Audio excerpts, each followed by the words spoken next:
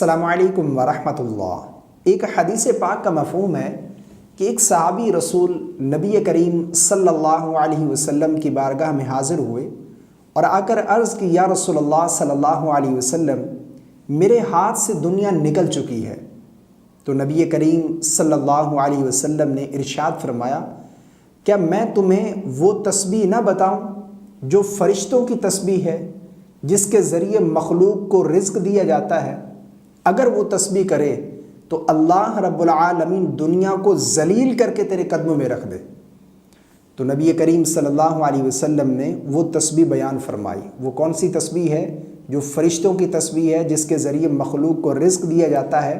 سبحان اللہ وبحمدہ سبحان اللہ العظیم استغفر اللہ۔ یہ تسبیح صحابی رسول فرماتے ہیں کہ کچھ دن میں نے یہ عمل کیا تو میرے پاس وافر مقدار میں رزق موجود تھا، مجھے اللہ نے سب کچھ عطا کیا، اللہ کی خاص رحمت میرے اوپر ہوئی۔ یہ بہترین اور زبردست قسم کی یہ تسبیح ہے۔ یہ تسبیح کرنی کب ہے؟ دیکھیں، فجر کی جب آپ سنتیں ادا کر لیں، فرض ادا کرنے سے پہلے یہ جو درمیانی وقت ہے، اس میں کم از کم 100 مرتبہ یہ تسبیح پڑھنی ہے۔ سبحان اللہ وبحمدہ سبحان اللہ العظیم استغفر اللہ۔ بہت ہی زبردست قسم کا عمل ہے۔